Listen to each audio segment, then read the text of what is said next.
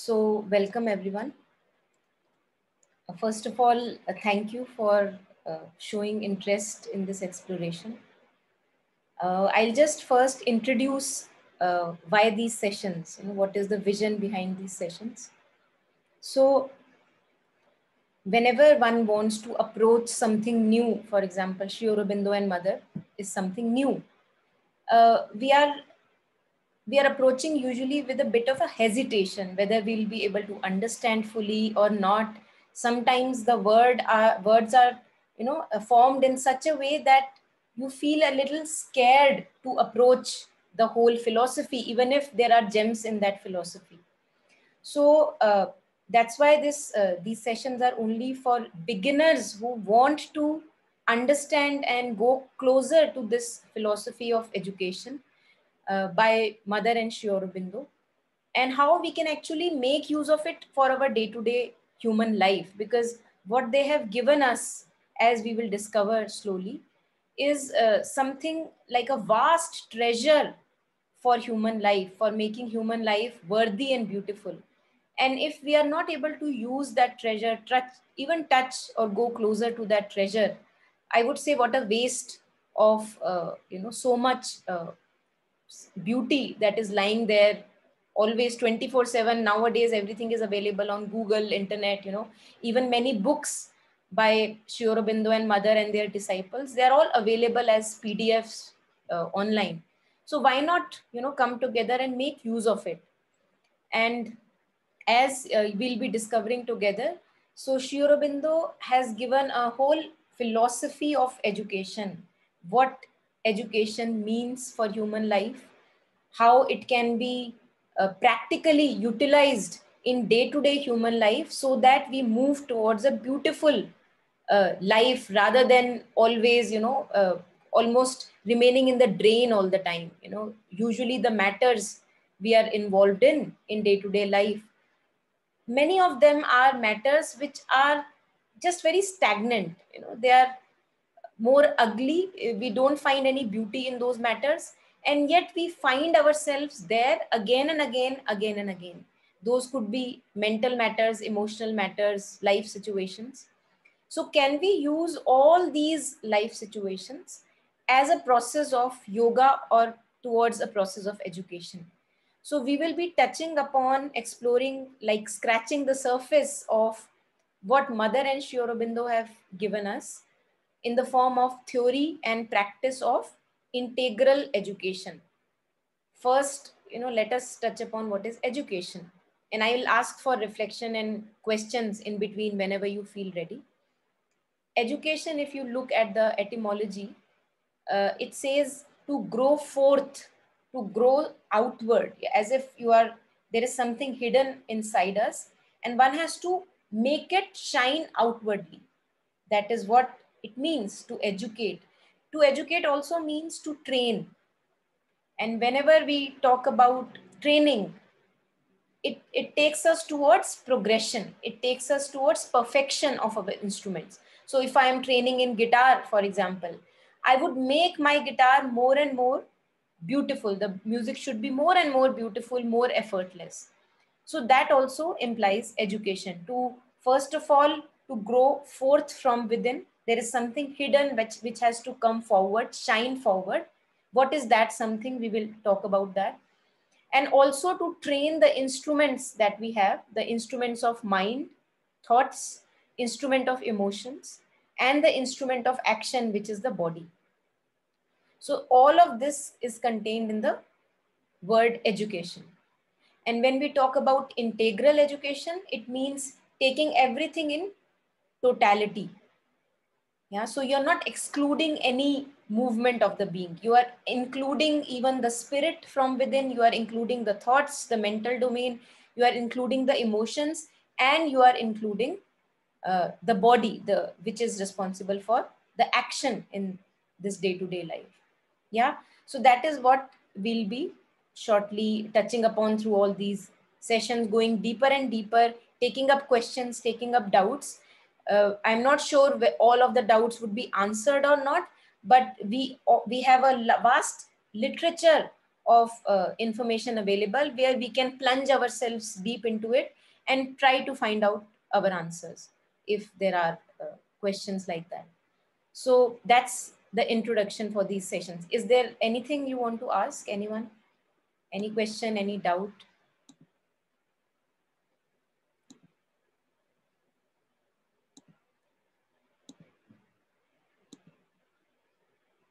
Okay, okay. So I'll be, in the meantime, as we go ahead, I'll be sharing in the group, WhatsApp group also, and also maybe by email if possible, all the references that I'll be using for these classes or sessions, whatever you may call them.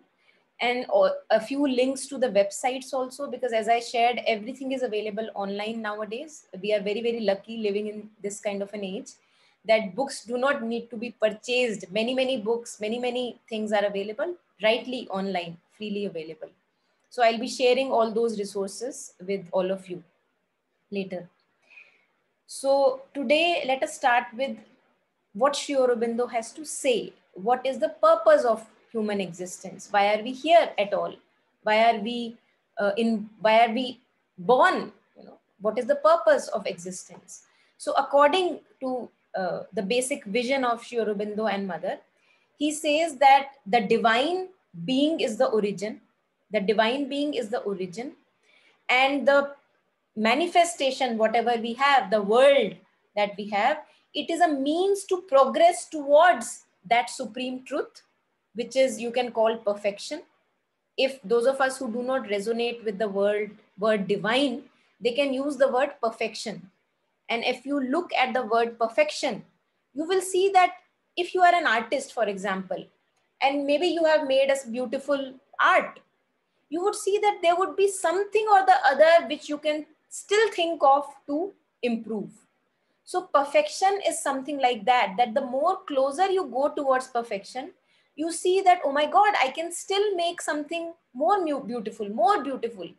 You know, many musicians, geniuses who have been there, you know, they have said that I could even do better. I could even do better. So this want to progress, this willingness to move towards perfection can also be another word used instead of using the word divine for those of us who do not resonate with the word divine. Yeah. So Sri Aurobindo says that the divine being is the origin of the manifestation, origin of the world. The earthly realm is a means to progress towards that perfection, that divinity, that beauty. And the terrestrial realm, you know, wherever our life, our families, relationships, work, job, it is almost an experimentative field where I'm trying to move towards beauty in more and more beautiful ways. Yeah, so it's very important to understand the importance also of the terrestrial life, because if I am in touch with the divine and my life is not beautiful, it does not matter much.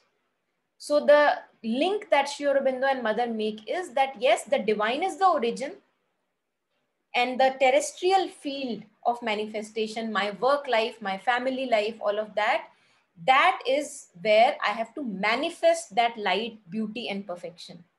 And all of us know that we see ourselves fail.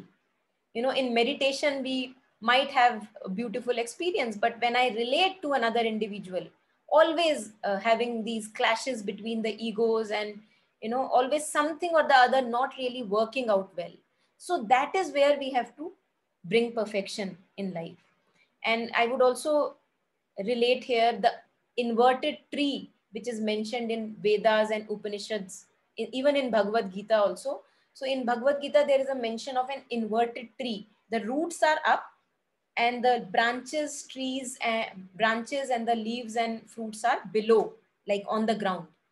So that inverted tree is a reference to our roots in the source, or the peace, the stillness, the perfection, the beauty. Our roots are there in the heaven, so called, and our material spread is in this material universe. Now what has to be done is that, can I bring all that light from my source and make it a part more and more a beautiful part of my earthly existence, my day-to-day existence.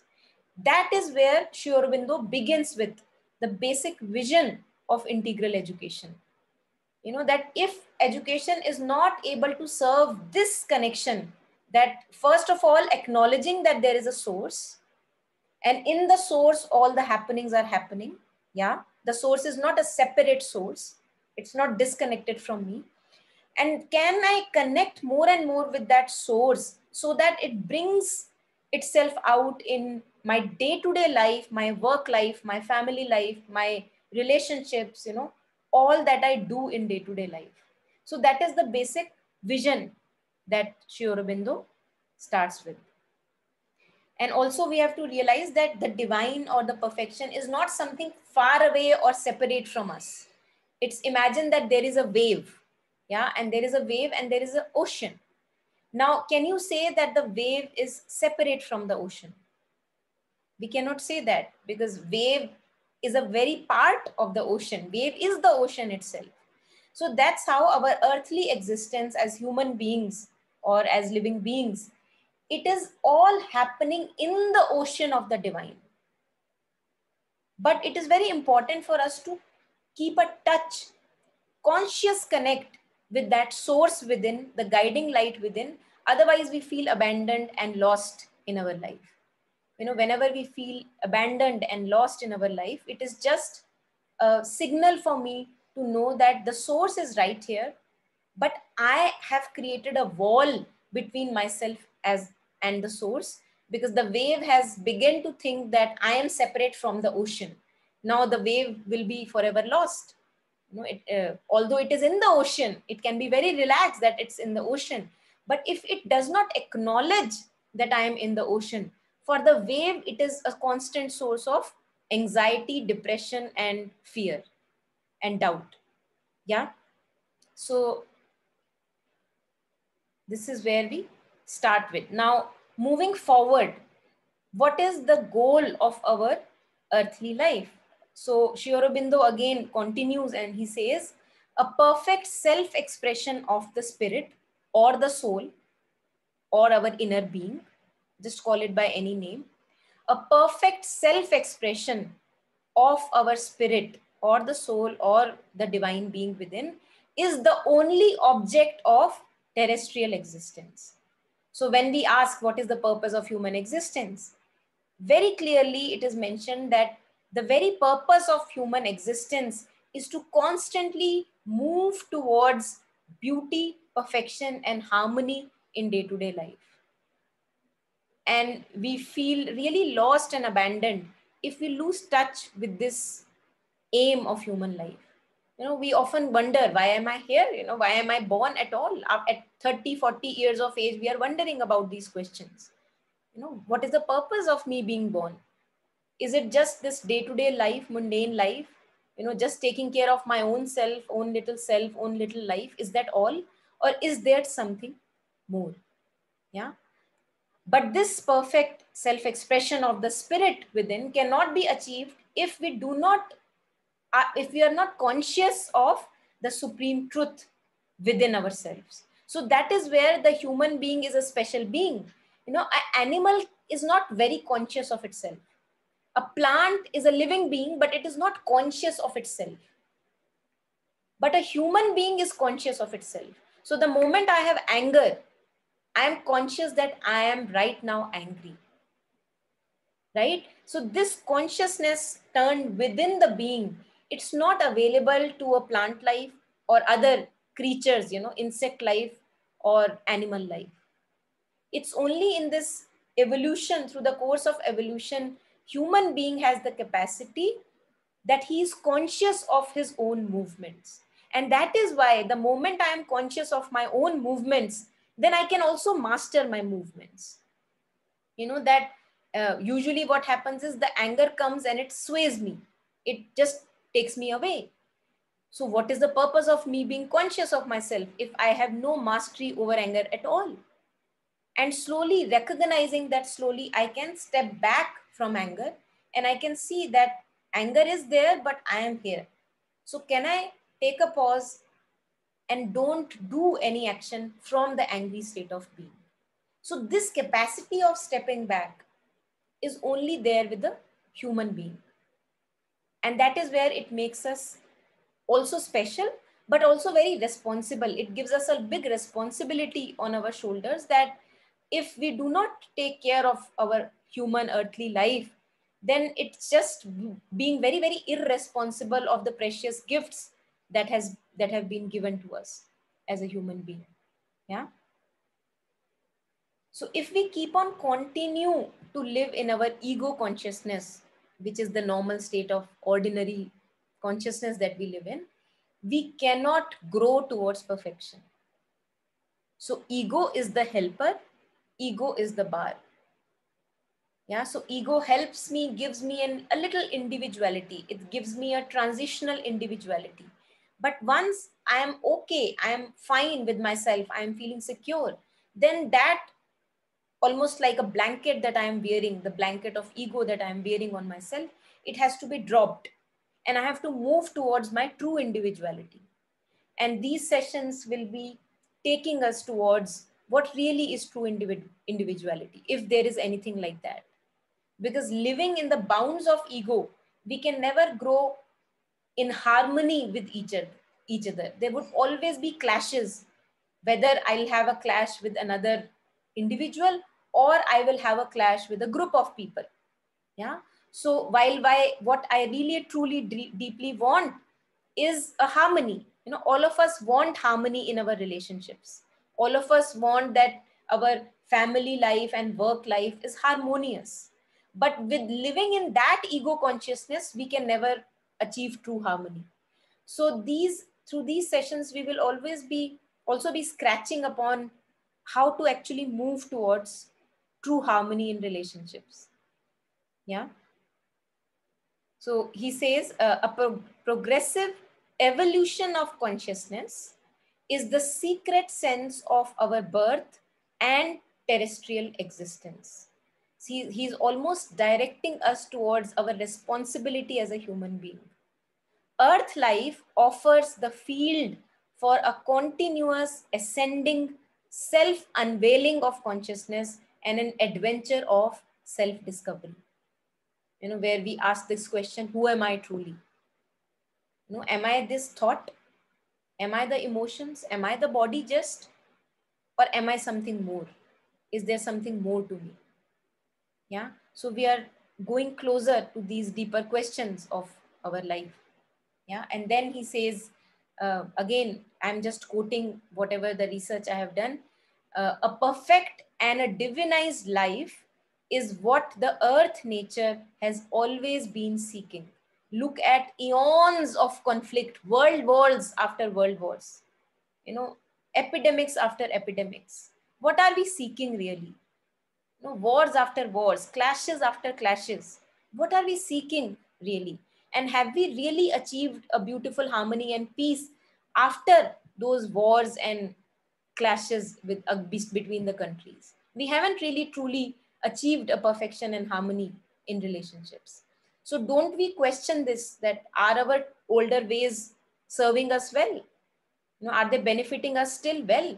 Are we, is it good to invest so much on the armies, so much on, you know, ego clashes between nations, where we don't really are able to achieve a common ground? Always the clashes remain. So he also, you know, if we go deeper into Sri Aurobindo's philosophy, it also gives that if the human being does not change, if the individual does not change, the collective does not change also. So it is my biggest responsibility to align myself to my own spirit so that this spreads like a ripple and the collective also changes, so that the nation is like a soul going forward, like a spirit going forward, and not an ego going forward and clashing with another ego. So at that scale, it has implications. You know, if we take this little step of going closer to our soul or the spirit hiding within us. Yeah. So any question, any doubt until here?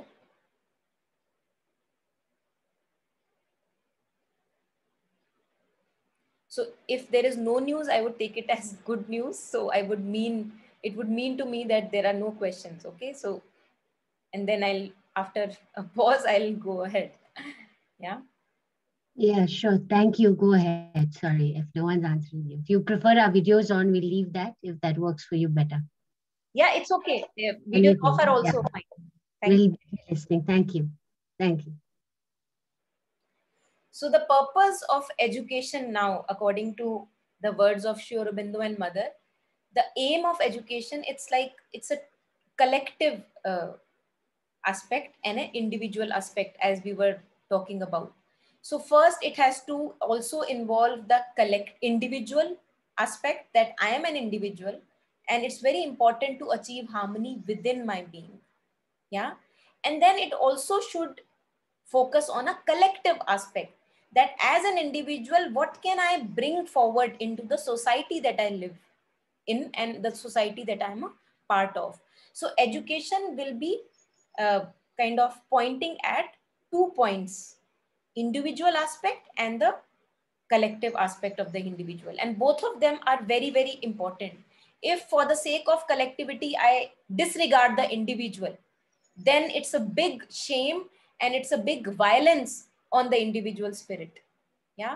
And if for the sake of individuality I disregard the collective, again that is a big shame and utter selfishness, that if I disregard the whole collective for one individual. So there has to be a balance of the individual human aspect and the collective human aspect, and we'll be exploring that also.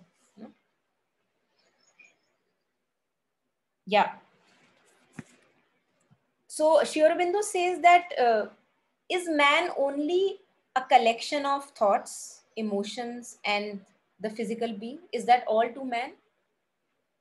And if we look at how our education is designed, day-to-day life, if we look at our colleges, we see that that is how we see man. That is how we see a human being. That I am a collection of thoughts. I have a mind. I am a collection of emotions, and I am a collection of bodily movements. Is that all? But if that was all, I would be very content working with the mind, emotions, and the body. But we see that there is something more, because we are not satisfied. We are not content with the present system of education. There is something that is ignored in the present system of education. And what is that is ignored? And without putting that into picture, we will always be approaching the thing, which is education and life, human life, with always a very limited perspective, and falling into deeper drenches, deeper drains, and conflicts more and more, if we do not address it wholly as a holistic perspective. Yeah. So he says that here again, taking from one of the reference books, the evolutionary movement has entered a new phase. It has become conscious of itself. As a human being, we are conscious of ourselves. So there is a leap possible for us, which was not possible for the animals, which was not possible for the dinosaurs or the plants that existed in the course of evolution. What is the leap possible? The process of evolution has now the possibility of proceeding ahead with conscious and deliberate cooperation of the species called man. So it's on our shoulders that the future of the whole existence lies. If I do still evade this responsibility, there is nothing. We are doomed to death. We will almost like we'll be hitting on ourselves and we'll be digging our own graves if we are not ready for conscious collaboration towards moving towards the spirit and bringing the shine of the spirit in day-to-day life. Yeah. So we have to almost leave this stubbornness of our animal instincts that are still there. So man should not therefore be satisfied with the leading of a glorious, opulent, intelligent animal existence. So we still have residues of an animal life in us. And then we also see that we have a yearning for a higher life. So as if I'm in a clash, the animal life pulls me down. It calls me back to the earthly animal nature. And the higher possibilities, they call me forward. So where do I go? I'm usually ripped apart, yeah, between the entanglement of emotions and a yearning or a seeking for higher life. And this is where our conscious collaboration is needed, that I should not be satisfied with an animal existence. I have to grow, almost push myself forward towards my higher possibilities each moment of my living daily, day-to-day life. Asking myself, is this my higher possibility? Is this my highest possibility? It's a hard job, but that is the only way ahead possible for us. And that is why the spirit that we need for this job or adventure is a warrior spirit. And we all have the capacity for the warrior spirit, that not to be really boggled down with the obstacles, the emotional mental challenges that we face, but to just go on towards our higher possibilities, bringing the shine of the spirit in the mental, emotional, and the physical domain.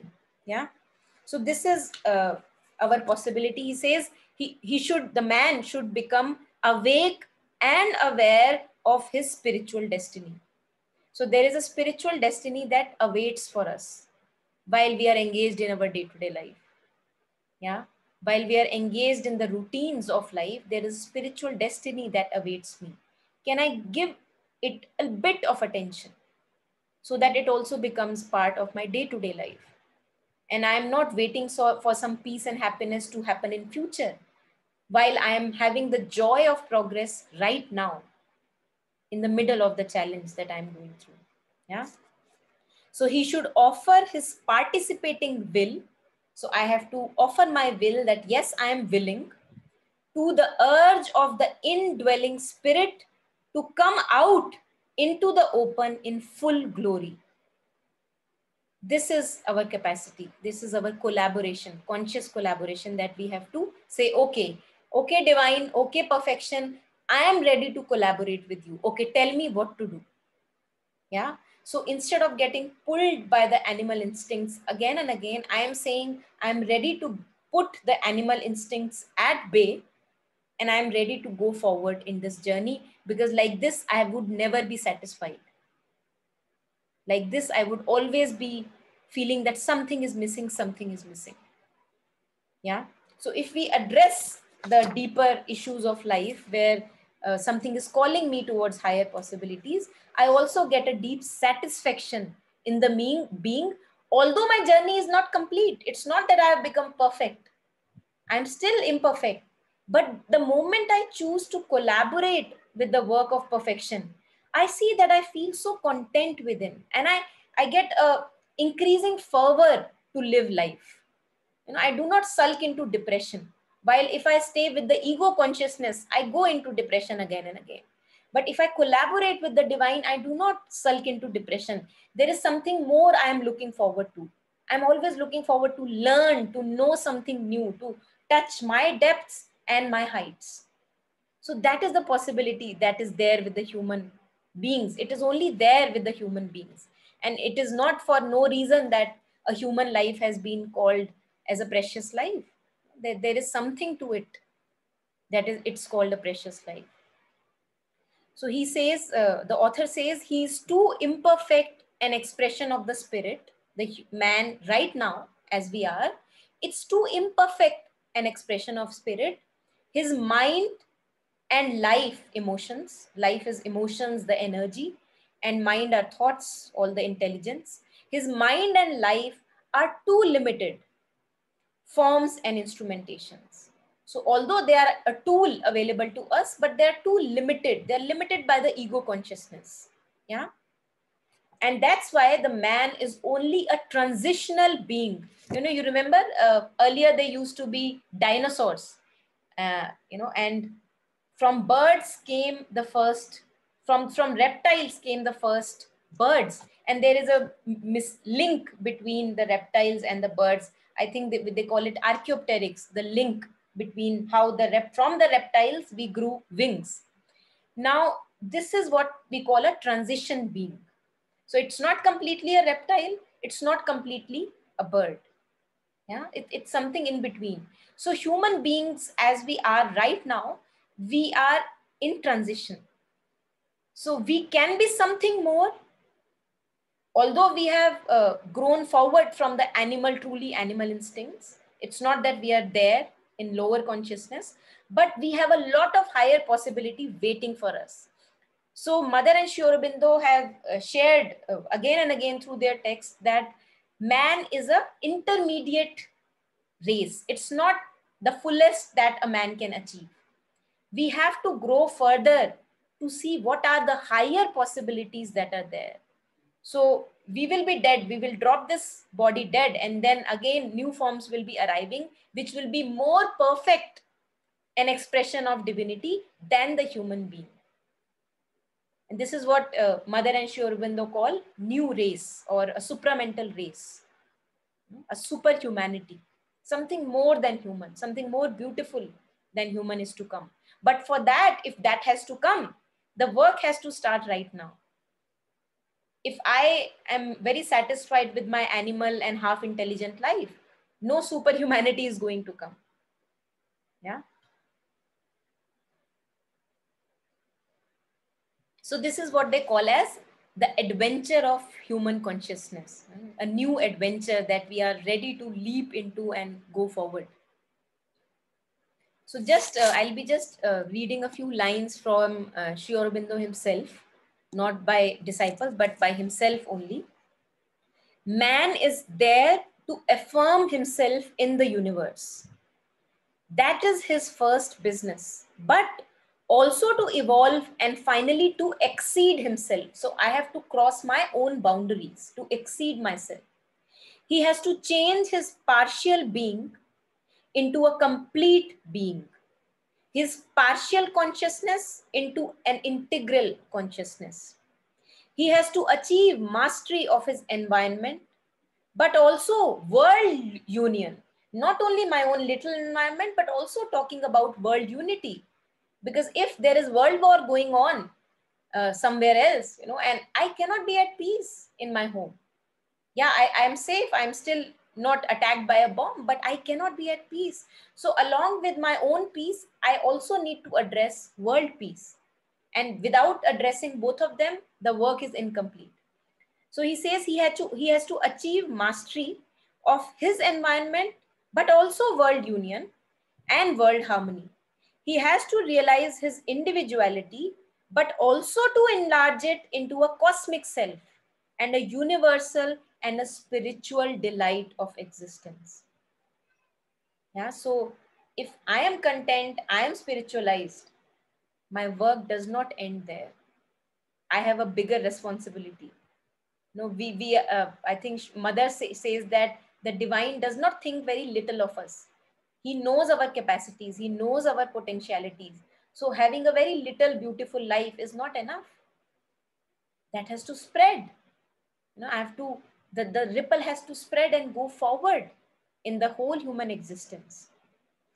A transformation and correction of all that is obscure, erroneous and ignorant in his mentality, an ultimate arrival at a free and wide harmony and luminous knowledge and will, feeling and action and character is the evident intention of his nature. So he says that man intends to be beautiful. Just see, if you are having a conflict in a relationship, don't you want harmony there? You don't know how the harmony is to be achieved, but you want peace and harmony there. So he says that the intention of man's nature is to grow forward in harmony, peace, and beauty, and more purity. So the moment I see a movement of hate, jealousy, blame, ill will in me, I see that it's not a right movement. I don't want it to be there. And that's why the struggle comes with emotions. But usually we are fighting with the emotions, and that's not the way to go, because the more we fight with the emotions, the more stronger we make them, especially the unpleasant ones. So we will also be slowly discovering how to go about the emotions, keeping in touch with the spirit, the light of the spirit and the soul, and then dealing with emotions in day-to-day life. Yeah, that will also be covered later. So that is our intention. But this can only be accomplished by his growing into a larger being, not remaining in little ego consciousness. This can only be accomplished by his growing into a larger being and a larger consciousness, self-enlargement, self-fulfillment, self-evolution from what he partially and temporarily in his actual and apparent nature to what he is completely in his secret self. So right now I am a limited ego. Right now I am incomplete. I feel restless and I feel something is missing. That is the job of an ego. Yeah. What is the process or the way ahead? He says self-enlargement, which has to come along with the dissolution of the ego. So I have to go beyond the ego. Self-fulfillment. Again, ego can never remain fulfilled. No ego can be fulfilled ego. There is nothing called a fulfilled ego. So if I have contentment in my life, definitely the ego is absent in that, at least that phase of human life. It can come up again. Yeah. So there is nothing called a fulfilled and a complete ego. Ego always remains incomplete, dissatisfied. So he says that this can be accomplished only with self-enlargement, going out from the bounds of ego, my mental opinions and rigidities, my limited point of views, my limited ways of emotions working in me. Self-evolution. Now, an ego cannot evolve. Yeah, what evolves is the spirit hidden inside me. And the ego slowly drops itself off, just like a rocket goes out into space. You know, a spaceship goes out into space. So it leaves the unnecessary parts out. So the more we grow towards beauty and harmony in our life, the unnecessary parts of our being, they are left behind in the space, just like a rocket leaves, you know, all the unnecessary elements out. So the ego would not be then necessary for a content life. And then it would be shed off slowly, slowly, slowly, slowly, you know, long process. Yeah, so he says that I have to move towards secret self and spirit, therefore can become even in his manifest existence is the object of his creation. So says that the more my spirit and the soul shines forth in this life, the more I feel fulfilled, content, joyous, harmonious in within myself and around myself. So he's almost hinting us towards a harmonious life, which all of us want. No one of us can say, I like conflict and clashes in my life. You know, we all want to move from a conflict to a greater harmony. Yeah. So he's hinting us towards a greater harmony. What is the possibility for a human being? Keep on sharing. Put it in the chat window or unmute and share if there is anything that where there is a doubt or a question. Yeah. So Yeah, this, Monica. yes, please. Hi, this is Gaurav. Yes, Gaurav. Yeah. Yeah, we've been talking about this spiritual awakening. However, the spiritual awakening in any human is the biggest existential transformation in anybody's lifetime, right? Achieving this state of awakening, peace and harmony with own self, this growth that you've been talking also while is so difficult. How do we do it? Does it always require a mentor, a guru, a counselor? How do one teach oneself if he only is the disciple? That's my question. So, Gaurav, I'm sure everyone here listening to you is with you that it is a difficult task. Nonetheless, it has to be embarked upon. Yeah. Why? Because we see that we cannot be satisfied living in a limited and a narrow life. All of us know that. Limited in the bounds of ego, we would always be craving for satisfaction, but satisfaction will remain something or the of the future. We will never be able to achieve satisfaction. While when we begin to work upon our own self, the inner work that you are referring to, we see that I feel, although I am imperfect still, it's not that I have achieved perfection, but I am content with the progress that I am making. So the joy and happiness that I used to seek in people and situations and workplace, etc., etc., etc., somehow that becomes innate to me. So once I'm ready to work on myself, yeah, I see that contentment also comes as a side effect of this work. Now, not to say that the work is complete. The work is a long going process. Lifetimes are not enough for this work. And it is not to say that unless you have reached the last point, that perfection, you will not be able to make any change in the world that you are living in. One little step that you make towards your own perfection, it creates such a kind of a ripple that you don't even know what kind of a ripple it can create. Because just look at it, you know, if I am angry, it creates a ripple, doesn't it? It destroys the harmony in the house. It disturbs the people around me. It disturbs my being. So if anger can disturb me and the people around me, if I begin to work upon the movements of anger and begin to take it into a different perspective, look at anger differently, maybe, then would not it affect my own being and also the people around me? Although I'm not perfect, I have not overpowered or mastered anger yet, but I'm willing to work on anger.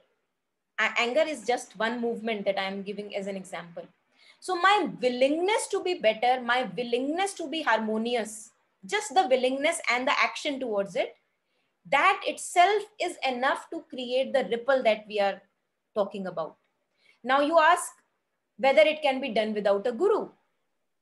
Something or the other will be there as your guru, either your own thoughts, your own emotions, your own intelligence, or learning from people around you, books that are there, nature that is there. So it cannot be that you do not have any master or a guru. Something or the other will be your master, will be guiding your life. Either it's your inner guru or outer gurus. How does it matter? What matters is, are you moving towards more harmony and beauty and perfection in your life? Are you now more content as a human being? Are you seeing that there are changes in your life which give you renewed vigor to live a beautiful life?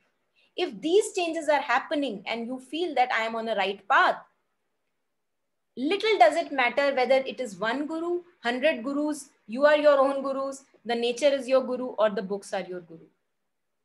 Yeah, so that is what I would share here. Anything more? Thank you. So anyone else? Anything at this point? Okay.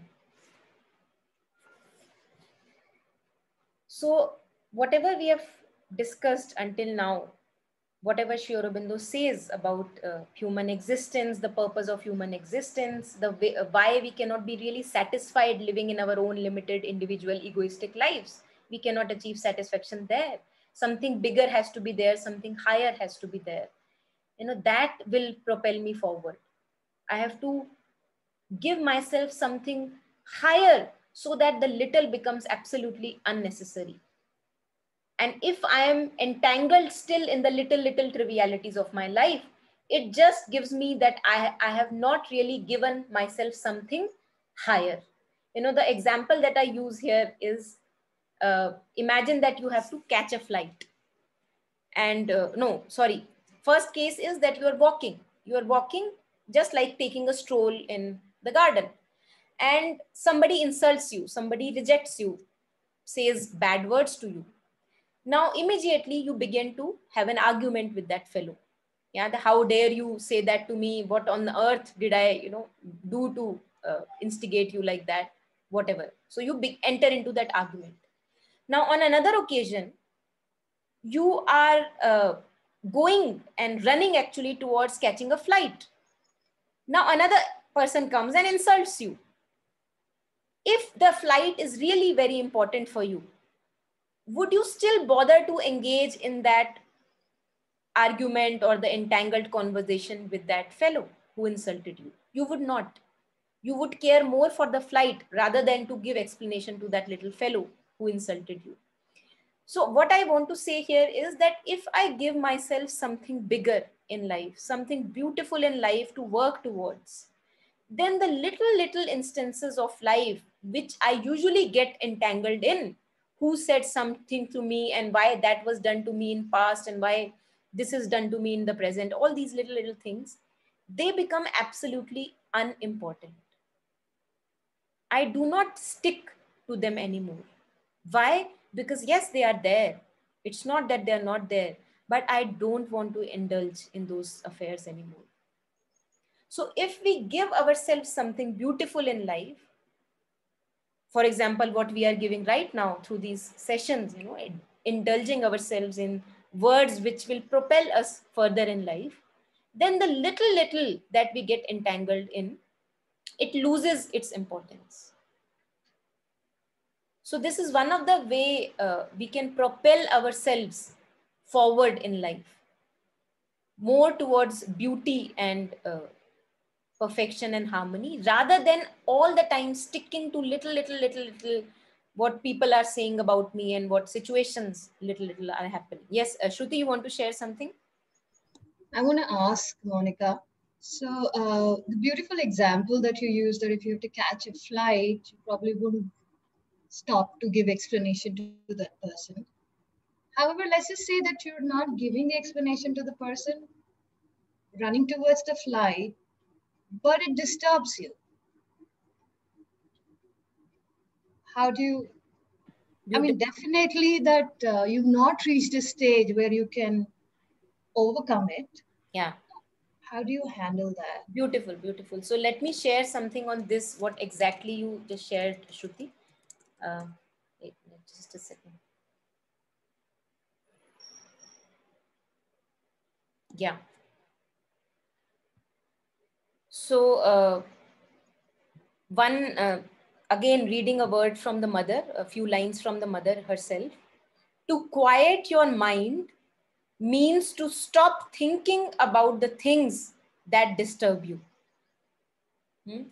Unfortunately, how our present status or ordinary human consciousness that we live in is that the mind runs in default.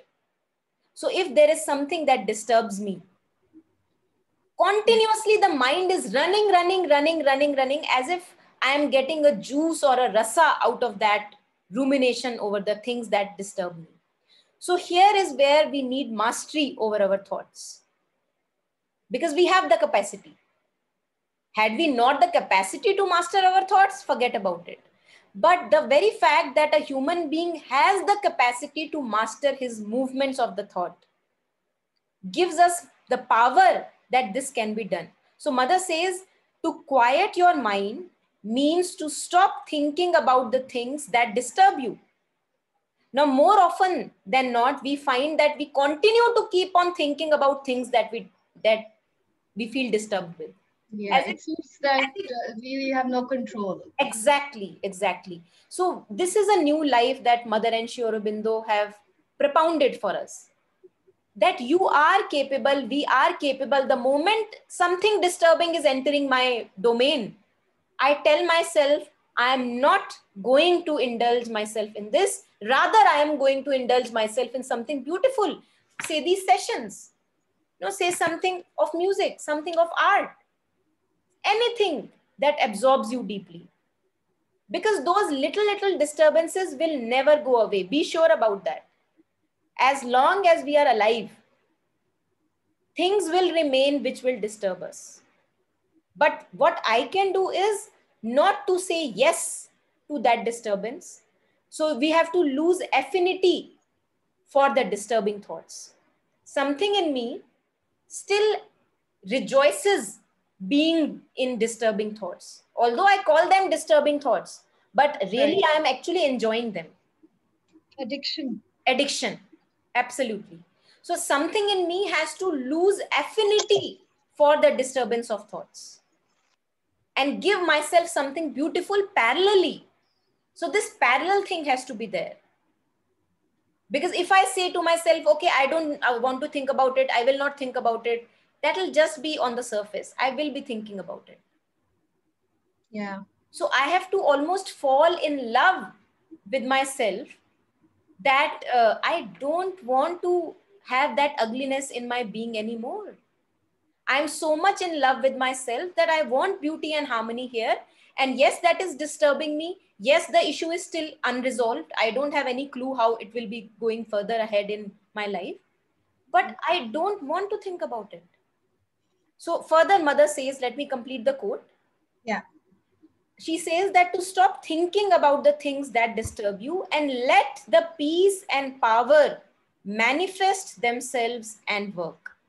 The living inside will come of itself in that case. That is to say, you will feel the inner peace and the consciousness that comes with it more and more with the peace, as yourself and all else are something outer and superficial. So Mother says, just letting it translate for all of us, Mother says that the moment you stop thinking about the disturbing thoughts, parallelly you are deeply in your own being, not allowing that disturbance to overrule you.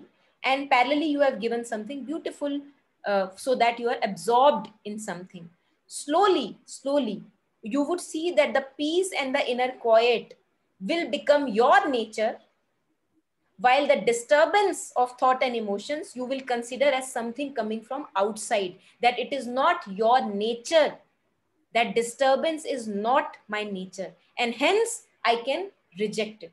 Hence I can reject it. Hence I can reject it. Why? Because it is not my true nature. Disturbance is not my true nature. Yeah. I have a, from this, so yeah, I understand that. I have a following question that comes up. So for me, the danger lies, oh no, it's too dark here.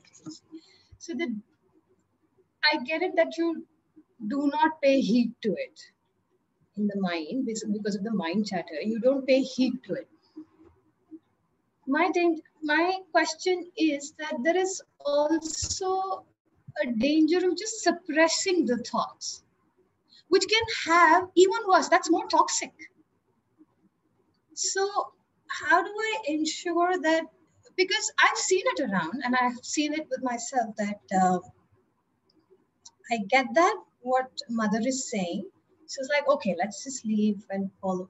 But there is a very thin line between being able to get to the stage which Mother is talking about, vis-a-vis creating more mess of your emotions and more toxins coming out. Yeah. How So do I ensure that balance? totally with you, Shruti. Yes. So the balance will be your individual balance. Only you would know whether you are in balance. I cannot know, not anyone else in the meeting. Right. No, I'm saying, how do I reach that balance? Whatever that balance is. Yeah. So far in my life, I see that I have not really been suppressing those emotions. I have been expressing them. Haven't we? We have been expressing. Have they led us anywhere? If expression of all that happens in my movements, thought movements and emotional movements, if that has given me lasting peace, okay, go ahead. But I see personally through my own experiences that I have been expressing. It's not that I have not been expressing, but that has only entangled me further and further and further and further. And it seems that there is no end to this entanglement and expression of thoughts and emotions. Now, in that case, if I see this happening in my life, that the expression of all the emotions and thoughts and mental opinions, etc., has not really gotten me to a state which is a lasting peace, I'm still disturbed. Wouldn't I care to try something new? And that something new is what we will be exploring further. Today was just a scratching on the surface. Right. Yeah. So that something new is what we are going to discover in the further sessions, how to connect deeply with the inner guidance, inner voice, what we call, and live only by the inner voice, only. Okay. And there discover whether it is giving me more peace and harmony, or whether the earlier lifestyle of expressing every thought, expressing every emotion was a better way. We will discover. Yeah. All right. Thank you. Thank you. Yes, Yasho, please go ahead. Yeah. So, Monica, this idea of rejecting something which is lower nature, an angry movement or anything of that sort. How does one and then you also talk of sitting with your emotions if something comes in. How does one bring these two, because these two approaches seem to be very divergent, but these two approaches do work. Can one bring them together into a one comprehensive way of being? Yes, yes, Yasho, we can bring them together. So there are, I think in one of the sessions or maybe more of sessions, I have shared that there are two approaches to emotions. One approach is the Tantric approach of emotions, which is to become one with the emotion. So anger is there, yeah. You are just one with the anger. There is no separation from the anger. Although in that case, you are there with the physical sensation of anger. You are feeling the anger, the whole movement of anger, the ripple of the anger in the whole body. You are feeling with the sensation. You are staying with the sensation of anger in the body. There in the Tantric approach also, you are actually not in the mind. While what we do is we are in the mind. We don't even do that thing. So the Tantric approach is that you stay with the physical sensation of what it burns your chest, it burns your tummy, it gives you a headache. You are there with all those sensations and you are okay. You are staying with that. Okay. You are not trying to shoo it away. While what we do is we are not even with the body. We are in the thoughts. While I am angry, I am not really in the body. I am in the thoughts. And I'm thinking and thinking and thinking, as Shruti was sharing, it's a default thinking that going on, this abuse of the mind, as we say, going on and on and on. Why person that past, that future, that present, why that that person said this to me, and all the game. It's only the game of the ego that goes on in the head. Me and my story, me and my story, and hence the anger perpetuates itself. And I happen to take a step or an action from anger itself. While if you actually follow the Tantric approach, which is staying with the physical sensation of anger, you would see that something will resolve very, very quickly. It will not lead you into a mess, which usually happens while we stay in the thoughts. Yeah. So this is the Tantric approach, and this can be very well coordinated with the Vedantic approach. Now the Vedantic approach says, when the anger rises up in the being, a part of me partially detaches. Yeah. Although I may have become absolutely furious and angry in one moment, in the next moment, if I'm aware, a bit aware, I detach from anger. I see that something in me is angry. I don't know what that something is. Something in me is angry. So I am the witness. And here is anger. This is the Vedantic approach. Both can be used, and we use both. It's good to use both. So I am here and I'm looking at the anger and I'm saying, let's explore, why is it there? And I look at all the thoughts and ruminations from the past which gave rise to that anger. I'm able to see that. Because I'm here, I'm ready to explore. I'm able to see why anger arose in the very first instant. What in me was hurt, and what ego or image of self story or that I have created for myself, what was actually hurt, so that the anger arose in my being. And here I am looking at all the movement.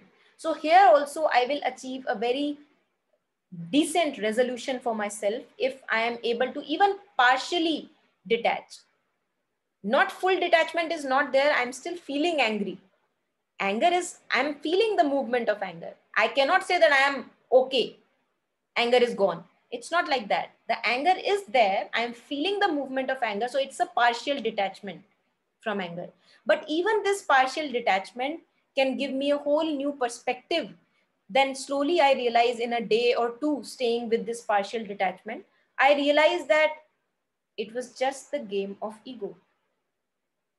Nothing else. I still am untouched and I don't want to enter this domain of the ego again and again. Let me give myself something beautiful to engage in. Because we have time, we have space in human life. So if that time and space in human life is not full of words and things of beauty and harmony, it is impossible that I do not get entangled again and again in the ego games. Because I have time and space in human life. That has to be taken care of. If their empty space remains, empty time remains, again and again, I will find myself pulled into the zone of the ego. But here again, no need to worry, because we have the knowledge, we have the capacity to think, to dissociate ourselves from the action of anger and to see that it was, maybe there was some truth in it, there was something that I wanted to say, but I need not remain in this zone for a long time. That which I wanted to say can be communicated even later in the course of time.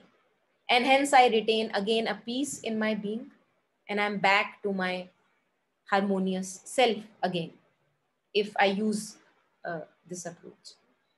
Yeah, so this is how both approaches can be used. But I just wanted to share that even when we are using the tantric approach, which means to stay with the physical sensation of anger, guilt, or anything, say anything, we are not fully using the tantric approach also. We are in the head, and that is why it entangles things rather than resolve things for us.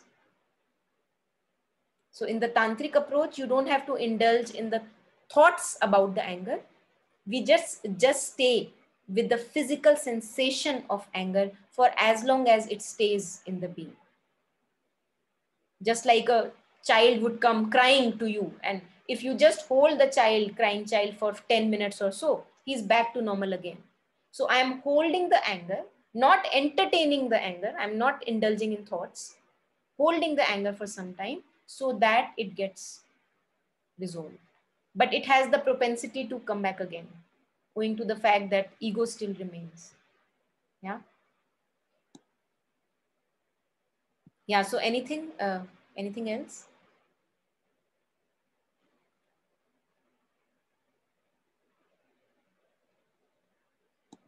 Okay, so now it's up to you whether I kind of stretch it 15 minutes more, or do you want to, I don't know, we can call it a close here. I don't know.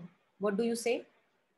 Are you okay with going 15 minutes more, or shall we call it a day here? Okay. So those of us who are in a hurry or who want to leave, they can also catch up with the recordings, which I'll be sharing later. Else I'll just continue for 15 minutes more and then we will close. Yeah. So all these, emotional, mental conflicts, how to see them in a different picture, in a different view, in the integral view of education. We will be exploring them in further sessions. They are not excluded from integral view of education. Okay. Yeah, so this, whatever we have discussed, shared from words of Mother Sri Aurobindo and other authors, this puts in a nutshell the whole meaning and the purpose of man's existence upon earth. Why are we here? Why are we here? Why do I find myself in darkness again and again? The very fact that I find myself in darkness, the darkness is the raw material which has to be turned into something beautiful, and I am the magician. I have the powers, and we'll be exploring all of that. Yeah. So this man's role as a biological species now becomes clear. This is our role. A simultaneous awareness of man's actuality, what is the actual condition, and his great potentiality, what is my potential, makes it clear to us that a proper educational system has to be developed, which, when rightly conceived, and clairvoyantly put into practice will help man, the individual, and man, the collective, to realize the great destiny that is awaiting the human race. Yeah, so this is where we come to. Now, here Sri Aurobindo talk about a fourfold harmony that all of us crave for. All of us want harmony in relationships. All of us want harmony within the being. That is why we don't really like when we are disturbed by disturbing thoughts, because we are craving for harmony. So there is a fourfold harmony that has been described. Yeah. Yes, fourfold harmony is, first harmony is a perfect harmony within his own subjective being, my own inner harmony. Second is a harmony between an individual and the other individual. So harmony in relationships that we crave for. Usually that is where our source of disturbance comes from. You know, me and my relationships are the source of most of our conflicts. So a harmony within the relationships, individual and an other individual. A harmony between an individual and a group of people. This is another kind of harmony. And a harmony between different groups of people, like religious sects, for example. Usually they're always fighting. You know, two nations always fighting. Rarely there is a harmony. So these are the fourfold harmonies that we are craving for as a human being. First is an individual harmony within my being.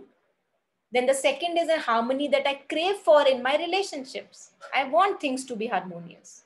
So the intention behind me trying to fix something up is a pure intention, although when it comes to practice, it is distorted by the ego. Yeah, because I have my own view of harmony, but that is not how the divine sees the harmony between the relationships. And then the harmony between individual and the group of people, and the harmony between two groups of people. So this is fourfold harmony that the education must achieve, the education system, the life that we live must achieve. But this has eluded the grasp of men. We have not been able to achieve any of these harmonies, neither within the being, nor within two people, nor within one people and the group, or neither between two groups of people. Yeah. This, when I see that the harmony has not been yet achieved, this tells me that there is terribly something amiss somewhere in life or education. Something is there which has not been addressed. Yeah.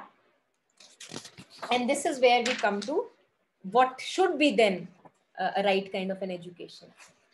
So Sri Aurobindo says that the true education, three things has to be taken into account in a true and a living education. One is the man, the individual in his commonness and his uniqueness. So each one of us is a special, unique being. Although each one of us is also a speck of dust. We are just a speck of dust. The earth is a speck of dust in the whole cosmos. Yeah. So in my commonness, I have to be acknowledged, and in my uniqueness, the man has to be addressed. That is first, the things that a true and living education will kind of address. That is first. Second is the nature, the people, also my own nature, you know, the nature that I have. Yes, I will be giving you handing you over a PDF after every session. Yes. And then the third is universal humanity.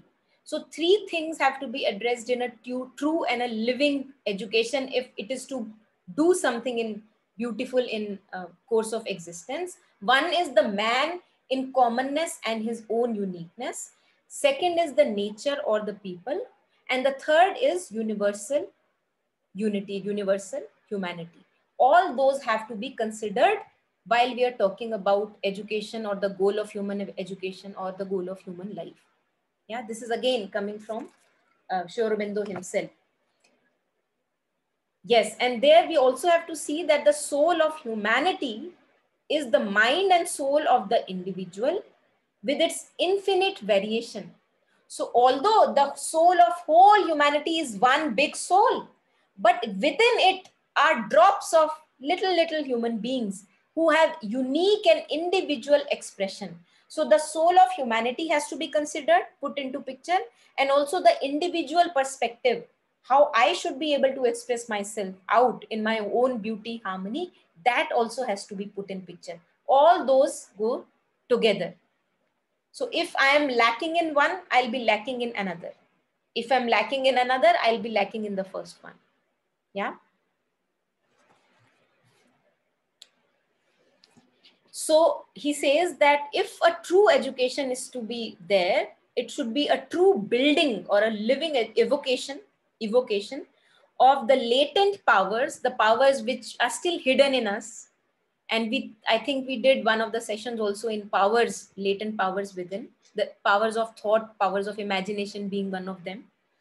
If the education is to be a true building or a living evocation of the latent powers and possibilities of the human mind and spirit, it has to take into consideration all three factors mentioned above, which we just shared. Yeah. And to quote again Sri Aurobindo, that alone will be a true and living education which helps to bring out to full advantage, makes ready for the full purpose and scope of human life, all that is in the individual man, and which at the same time helps him to enter into his right relation with the life. So all that is latent, hidden within me, my powers, my possibilities brings it out, education brings it out. And then it also helps me have a right connect, right relationship with the earth and the humanity around. This is the goal of true education according to Sri Aurobindo. Yeah. Yes. I think we can actually today settle here, and then I'll be sharing with you the document which you can go over again, whatever we have shared today. And then we continue the aspect of man as an individual and the man as a collective, you know, and how that has to be addressed. And then going towards finding a center of existence. You know, what is the center of existence that should be there? So for that, I'll be just sharing one little image with all of you. Let me just put it in share screen here if I can.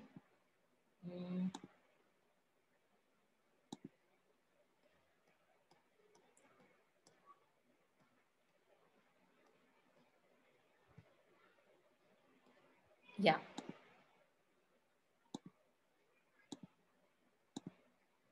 So this is where we are moving towards. This is where we are moving towards. This is the integral education system that Sri Aurobindo has philosophized and Mother has put into practice, that our education of the body, education of emotions, and education of thoughts and intellect must center around the pivot, or the anchor should be the psychic being. This should be the guiding light. The spirit should be the guiding light. If I have to use the body, the emotions, and the intellect up to a use which is usable for my own self and also a use for the humanity. Because living just as emotions, living just as intellect, living just as the body does not make us contented, happy, and satisfied. And that tells me that there must be something more. So this is the theory of integral education suggested by Mother and Sri Aurobindo, that the center of the guiding light, the guiding guru of all the movements of emotions, intellect, and the body has to be the psychic being, the inner voice, the inner guidance. Without that, there is no hope for humanity. And slowly the psychic being emerges through the emotions.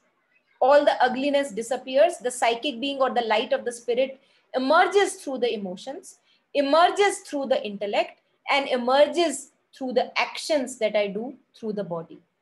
This is where we are moving towards in integral education. Yeah.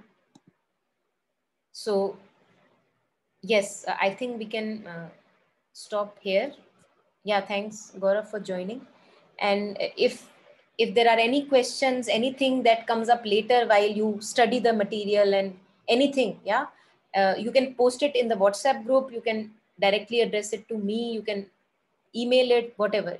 Just keep sharing if there is anything that is to be discussed. Yeah. So thanks everyone for joining, and thank you for sharing doubts, questions, and reflections. They all are always helpful. And yeah, I'll be sharing the PDF for today's discussion in the WhatsApp group. Yeah, thank you. Thanks.